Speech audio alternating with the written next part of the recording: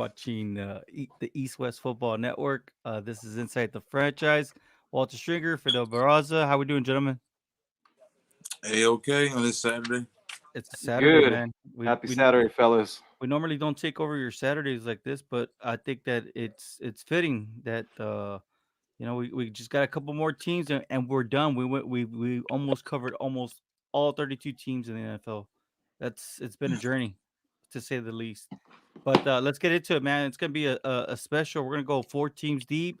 We're gonna talk Panthers, Lions, Bengals, Falcons. Of course, we know we went reverse from the draft order, but we've already covered the Dolphins. We even had a great special with one of our very own Robert Street, also Broshmo. If you guys don't know, you could always go back to our YouTube page, find it there, watch it. Make sure you hit the subscribe button, like it, and turn on all notifications. But let's jump into it, man. Let's talk about the Panthers. They're picking A.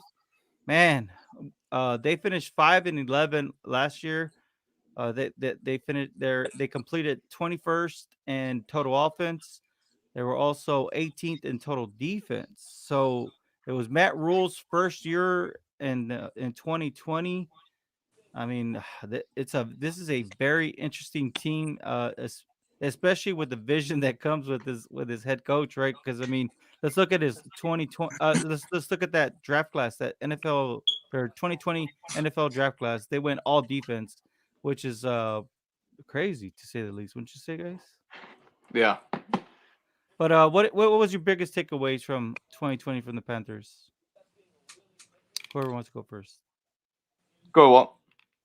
All right. Well, personally, from what I saw from Carolina, they were missing a very big playmaker, the guy that gave them a lot of juice, and Christian McCaffrey.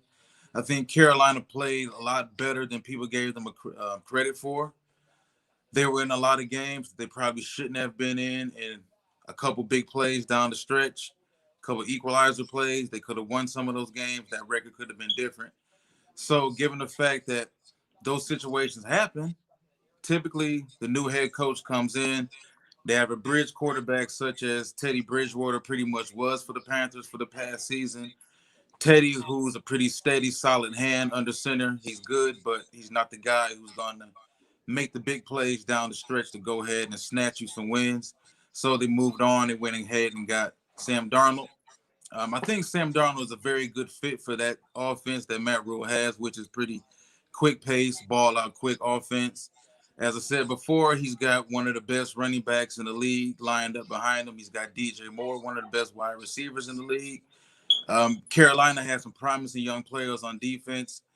They've got a solid guy in the middle of the defense on that defensive line, and Derek Brown, who came on pretty tough throughout the end of the season. Brian Burns, who led the league, I believe. If he didn't lead the league in hurries, he was top 3, top 4 in hurries. He's always a game plan record. You got Jeremy Chin, who's a hybrid between safety and linebacker. Big safety out there who can do multiple things.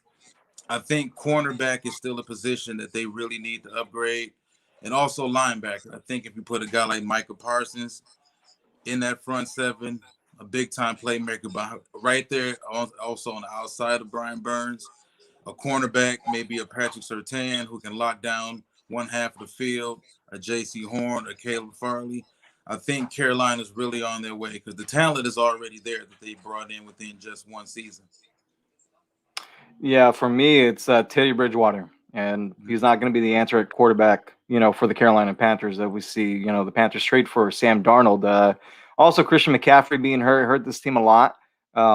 Shoot, he didn't play too many games at all, but Mike Davis did do an excellent job filling in for Christian McCaffrey. They did find their answer head coach, it looks like, with Matt Rule. So we'll see what he does in this year's draft. But Carolina dealt with some injuries. It was kind of a lot of trial and error with them last year. They were in a lot of close games. People forget that, and it came down to either a Teddy Bridgewater interception at the end or just not being able to convert on fourth down. So last year we saw them pick all defensive players in this draft, and we'll see what they do this year. Yeah, and just to kind of clarify, right? I mean, we're not here to bash people for playing bad, right? But it's just, when you look at the numbers, Teddy Bridgewater was 0-8 when it came to actually winning the game or tying the game. So, when the ball is in his hands, it's about can he clutch up, right? And that's what we did not see in Teddy Bridgewater's game. That's why they made the move for Sam Darnold. And from what we looked into it, it looks like that was actually one of Matt Rule's when he was interviewing for the Jets position a year ago. That was one of the players that really stood out to him, and that he was in a 2 hour Zoom session with Sam Darnold, and he was just picking his brain about situational football. So if anything, I think that Matt Rule is truly a visionary, but when it comes down to it, he's also a wild card because he's you know what I mean. He's just making waves in the NFL his way. He's not doing it like the way people say you should do it, and but I really do think that when you look at last year's draft class, it was all defense, but it was foundational pieces on defense that you can build your team around. He understands that pressure up the gut, right? Especially when from a defensive tackle, let's just say Aaron Donald, right? So Mhm. someone similar to that game will really help your defense out, collapse the pocket, be able to free up your linebackers.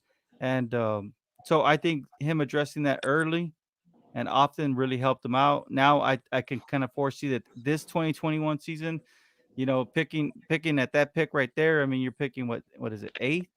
I Eighth. mean, so if right now all these other teams are focusing on quarterbacks and over here Matt Rule slowly building up this team the right way, right, which is through the trenches. And I think if a Penei Sewell falls to him, I think he'll draft him. If not, he got Rashawn Slater, and he's building this team the right way through the trenches, and that's why you're going to see this team have long term effects on the NFL and be able to dominate in the future. They're not ready, even if they are able to get a couple starters. They might shock people and maybe actually punch a ticket into the playoffs this year. You never know, especially with the Saints True. being in that division. Are the Saints going to be able to get back into the Falcons playoffs this year? also. Yeah. Yeah, Falcons too. So and thank you. Now we're gonna go ahead and punch into that soon. But let's talk about the Lions here. Well, you know this team very well. Not gonna say that that's your team. I'll let you say that. Lions finished No, that's five. my thing. Okay, all right, good. Thank you. But the Lions finished 5-11. They finished 20th in total offense. They finished 32nd in total defense. Man, we saw all the waves that they made early after the season was over. I mean, boom, right away, you guys flipped quarterbacks. Now you guys got Jared Goff.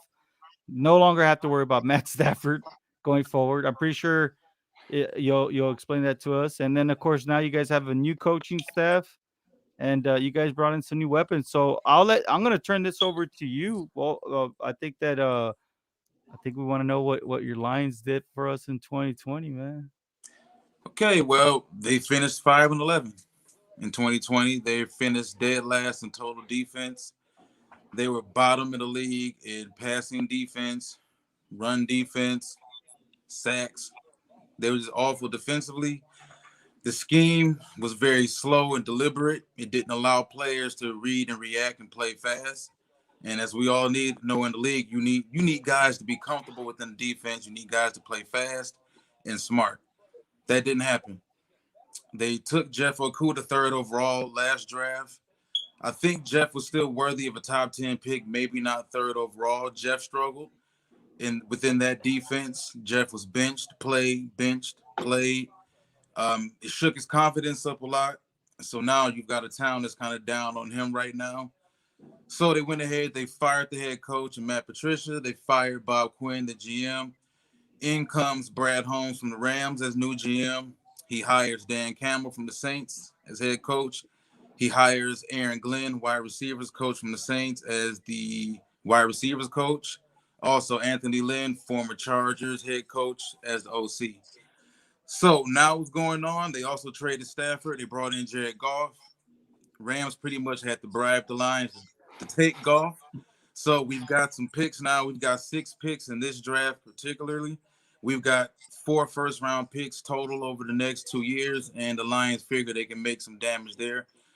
We lost Kenny Golladay, our best wide receiver, most dangerous offensive weapon. We lost Marvin Jones, who was a solid vet for us for the last few years. We brought in Tyrell Williams, former Raider, Fidel knows a lot about him. We brought in Breshad Perriman, who is pretty much a career journeyman.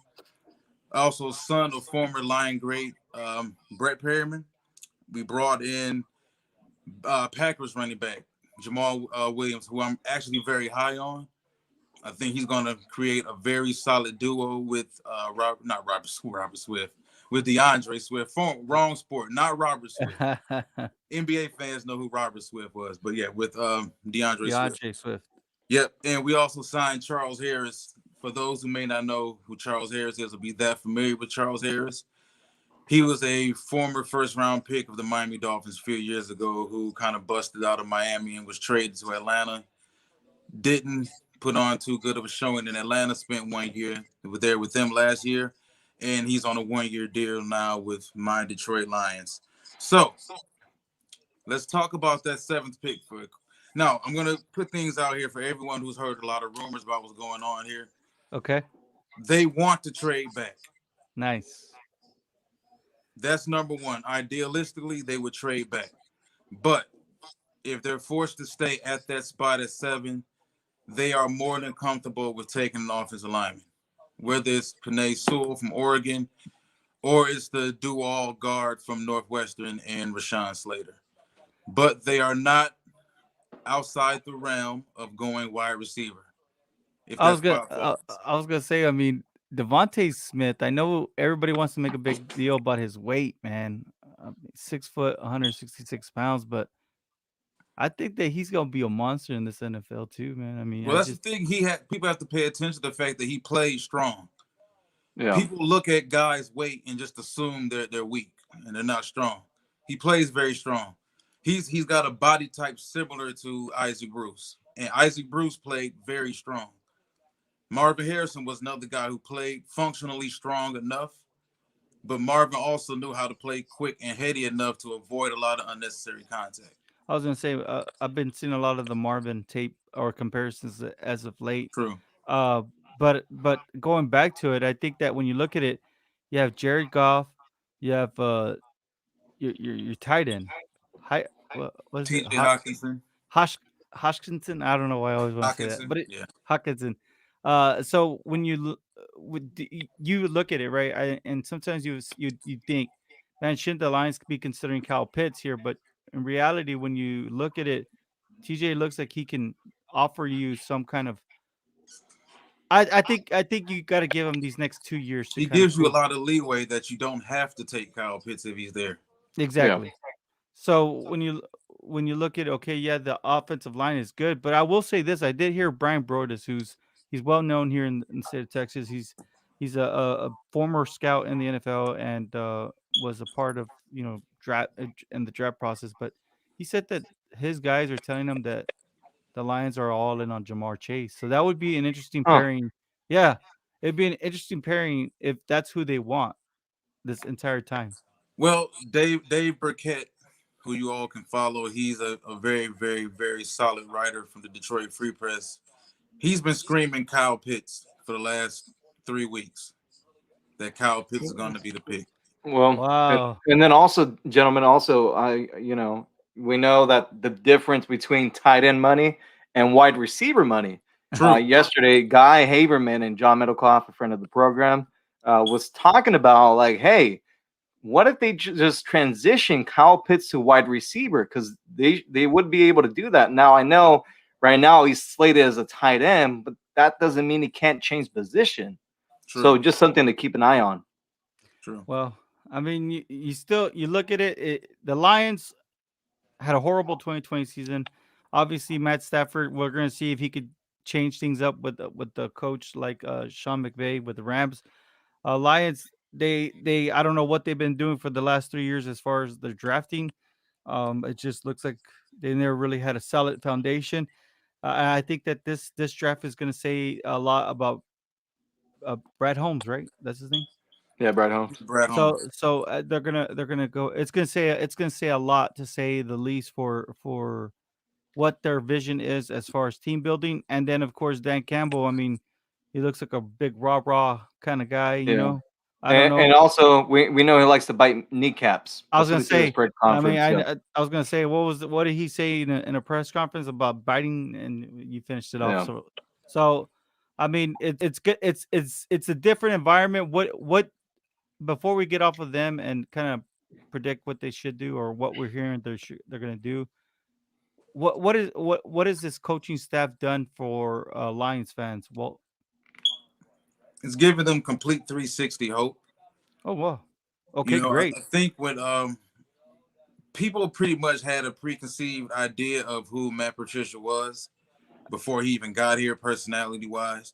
And that's Do going you back a think? few years prior to that, when after the Patriots won the Super Bowl and he had the Goodell is a clown T-shirt on after the Super Bowl, and he's like, people had an idea of what he was, and based off the fact that Bob Quinn had already been here prior before he had even came in, it was pretty much understood exactly um, what was being brought in, and it was pretty much a pretty militant era under Matt Patricia and Bob Quinn, where team veterans, respected team veterans, were not allowed to voice opinions, were not allowed to stand up in team meetings and say anything. And it was pretty much a my way or the highway attitude that Matt Patricia had here.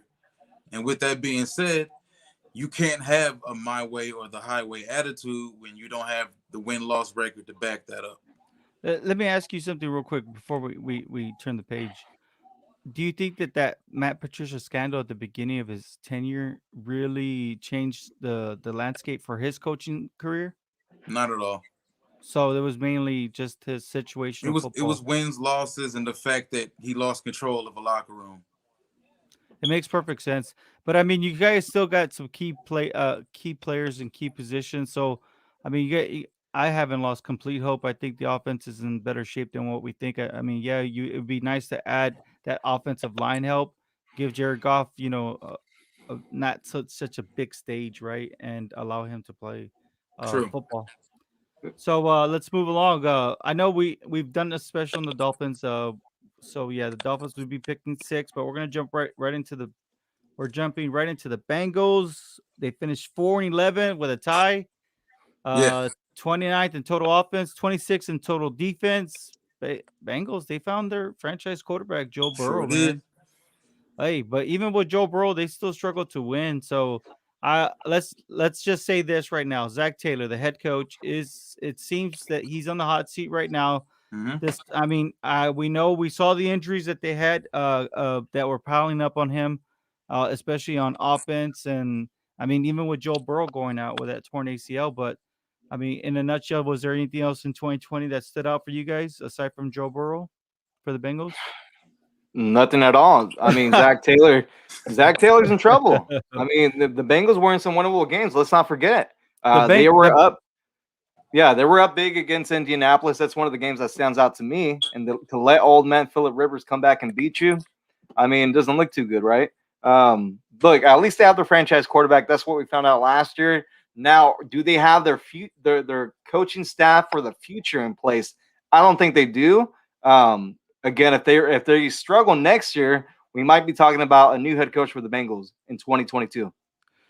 Yeah. Okay. Well, so like, let's go ahead and fast forward that. How can Zach Taylor help himself and help his coaching career longevity and help his franchise quarterback and help the Bengals to stop being the Bungles, right? Because I mean, that's what we've known them for years, True. you know. So how can he rewrite this? What can he do in this year's draft class to set the foundation the right? I mean, I think they already did that with Joe Burrow, but to continue to help his progression, what do you think that what's a lock that you think that the Bengals should be focusing in? I've been hearing a lot of chatter about Jamar Chase going there.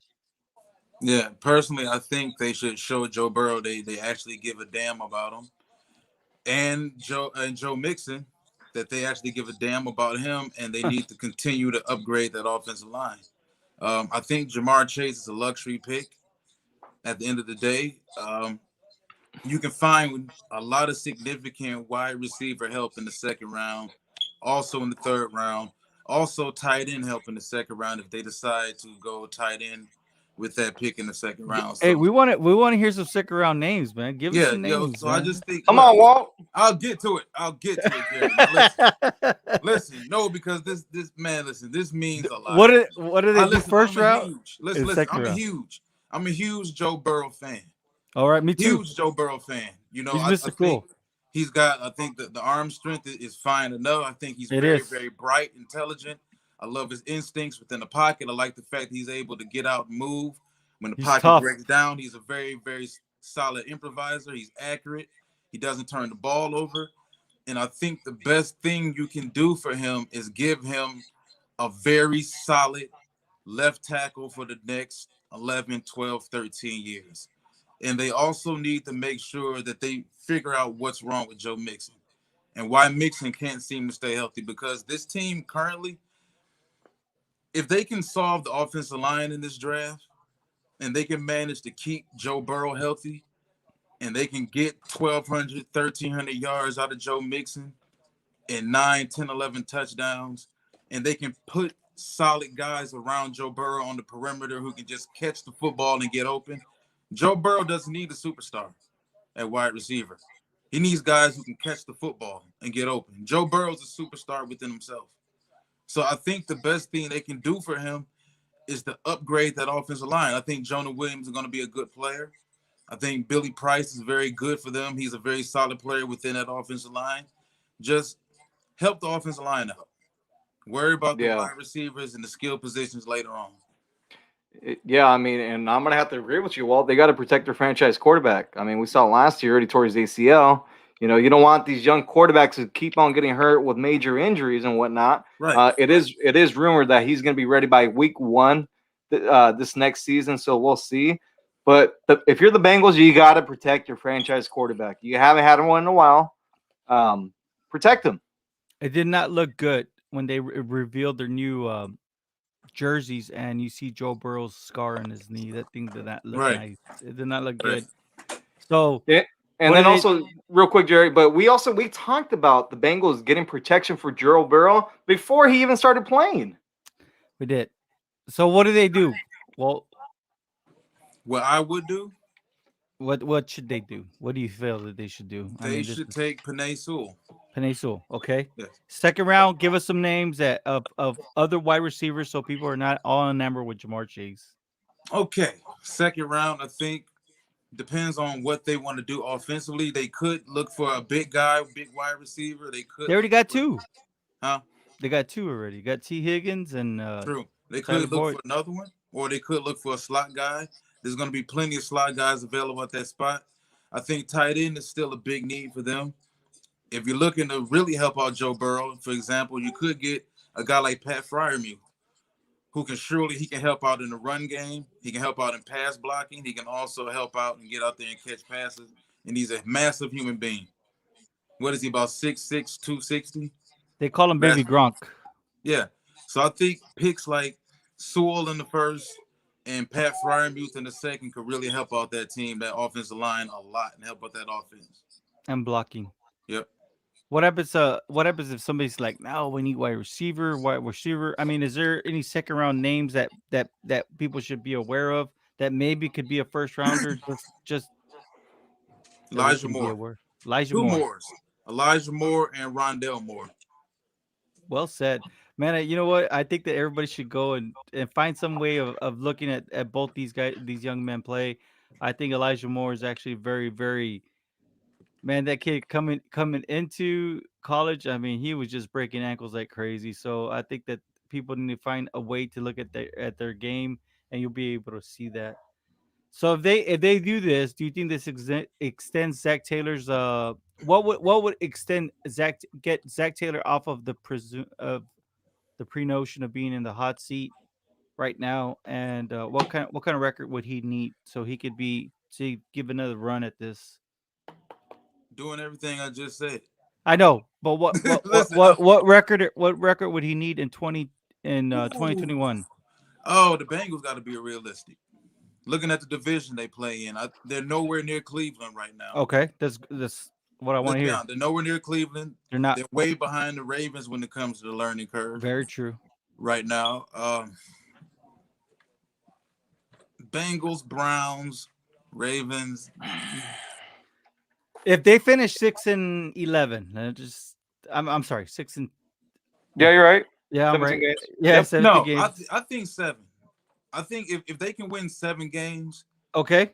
being realistic, looking at the AFC and then looking at that division, if they can win 7 games and be competitive, and we can look at those 7 wins and say, hey, you know what? They only won 7 games, but Joe Burrow stayed healthy, played his ass off. Joe Yeah. Mixon was healthy. Panay Okay. Sewell or whoever they get on that offensive line, or if they do Okay. decide to go wide receiver, okay, you know, they've got promising guys at wide receiver. Hopefully Tyler Boyd can stay healthy. I think Yep. if Okay. Tyler Boyd can stay healthy, Boyd can be a star.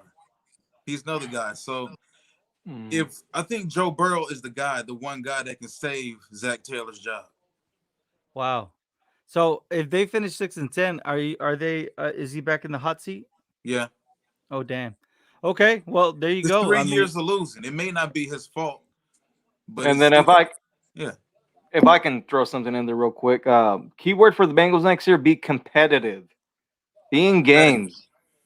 I think Even if you don't win them, you have to show some kind of improvement if Zach Taylor's going to keep his job beyond next year. I really I do think think so. I'll be honest, man. I think last year they were with Joe Burrow in the mix. I mean, man, Joe Yeah. Burrow had them right there. I mean, he's a fighter, man. I mean, that's a quarterback you'd love to have on your team as your franchise quarterback. So I think if anything, as long as you have Joe Burrow, that's not going to be a question. I think going forward. But well said. Let's move along. We got the Falcons, man. Finally, whew, man. It felt like we'd never get here, right? Roll. The Falcons, yeah, man. Yeah. They finished 4-12, 18th in total offense. They finished 29th in total defense. Got Man, the I mean, to me, I mean, when we talk Falcons, dang, man, They look like the Dallas Cowboys, Jerry. oh, hold on a minute. Hold on a minute. The Dallas Cowboys don't look like an old team, man. Old tired team. Falcons look like an old tired team. I'm sorry. Yeah, Their but deep. they're both offensively explosive teams who have names on defense who can't seem to do anything. Well said. Wow, I like that. Well, I like that. I think that you kind of got me there, but it's all good. It's all good, right? The Cowboys aren't the No, it's not all Lions. good because both teams are picking to the top 10. I was gonna say, well, So Cowboys both not the Lions, teams but stink, dang Jerry. it, the Cowboys are Walter with the picking the left 10. hook and right. I know, man. What's up, man? Get out of them boxing classes already, dude. Uh, let's get back on track. Man, the Falcons. I think that ever since that Super Bowl against the Patriots that they lost, they have not been able to get back on the groove, man. Uh, Well, Matt yeah. Ryan, there should be no reason Matt Ryan is playing the type of football he's playing. He should already know exactly what he needs to do. They've gotten him help on offensive line. Is it the best? No. I mean, let's look at their needs. 2021, let's 2020 in a nutshell wasn't good, right? I mean, for you to be Yeah. picking at this pick right here, um, the record saying at 4-12. I mean, you basically got rid of your coaching staff. You brought in Raheem Morris. At moments, you had moments of flash where they looked good, and then the Falcons just could not get out of that slump. I mean, they need help on every position, pretty much on defense, like Walter said, edge rusher, defensive back that goes for safeties and corners. Even though they got AJ Terrell, and then they still need to address some key positions on offensive guard. So when you look at that, and then you look at Matt Ryan picking, what is it? They had the fourth pick. Don't you have to kind of say how many years does Matt Ryan have? Well, not only that, Jerry, but how many times are you going to be in this position with these crop Exactly. of quarterbacks that are coming out? And next year's crop of quarterbacks as good as this crop of quarterbacks. So when you're sitting right there and you're picking right behind the 49ers, then the 49ers are what we've seen all in the indications are Mac Jones, and you have the opportunity to get yourself your hands on a superstar with a blue collar mentality in Justin Fields. I mean, let's talk about this. I Well, mean, so Jerry, new GM, new new head GM, coach, new Arthur head Smith, coach, coming from Tennessee. Tennessee. We saw what he did with Ryan Tannehill in that running game as well. So, Yes. couple questions if you're Arthur Smith. One, am I going to be in this position again with these? Because there's a talented quarterbacks in this year's draft, right? Am I going to be picking high again in my tender? Because let's be honest, some of these coaches flame out after 3 years. Mm-hmm. So that would be the first question. Second question: how much left does Matt Ryan have left in the tank? which to me, I think he still has 2 to 3 years. Now, the other thing you got to think about is, okay, let's just say I'm going to draft the quarterback. Matt Ryan's going to have to, be like, hey, like, I'm going to draft this quarterback. You're going to have to be okay with it. Which one, we seen it last year with Aaron Rodgers when they drafted Jordan Love, what it did to kind of, for him last year. He had an MVP year, right? So to me, it's kind of like Kyle Pitts, I think, might be the pick for the Atlanta Falcons, even though they extended Hayden Hurst this past offseason. The other thing, Julio Jones, he's getting older and older and older. And he Calvin can Ridley is your stay number one healthy. receiver right now with the Atlanta Falcons. So that's the other thing. Like, how much does Julio have left in the tank? All great questions. I look. I'm gonna go ahead and I'm gonna go. I'm gonna put myself out there first, and I'm gonna say this. I think that you need to stop flirting with Cal Pitts, and you need to start thinking about the future. I think that you're locked in right there at pick 4. Mhm. Don't get cute and try to trade down. You get Justin Fields. Sit him behind Matt Ryan. Allow him to see the actual speed of the game. Don't rush him into the situation, and start building towards the future. I think the Falcons, like you said, are in a great. I think they were blessed, even though Falcon fans are probably frustrated. They've been blessed to be in this position. Next year, you got Sam Howell, who's probably the number one outlier as far as quarterback. Um, Slovis out of USC. I mean, these are not names that are very enticing, man. I Yeah. think that they need to they need to get off the Cal Pitts bandwagon, and they need to focus in on Justin Fields and build for the future. I think there's plenty of they could be a team that can snatch the Pat Fire move from the Bengals if they need a tight end so bad. So I want to hear from you, Walt. What do you think? Yeah, I totally agree. I think when you're picking this high, usually you're picking this high for a reason, and you have to maximize the value of that pick. You don't really never know if you're gonna ever be picking that high again. And the question I have about Arthur Smith, if we look at his offense, the type of offense he likes to run, and we look at the type of quarterbacks he's coached. Now I can't remember off the top of my head if he was there when Tennessee had Jake Locker, but Locker No, was he wasn't okay. He was there after, no. but Mariota was an athletic mobile quarterback. Tannehill, athletic mobile quarterback. Matt Ryan isn't that. Justin Fields is that. Trey I Lance, Trey Yeah. Lance is that. Now they don't have they really don't have anyone also right now to solve the running back situation either. So if you look at them in general, Sewell could be the pick. If because Mm. honestly, I'm not taking Mac Jones at that spot. That's just to say, for instance, let's say Trevor Lawrence, Zach Wilson, Fields all go.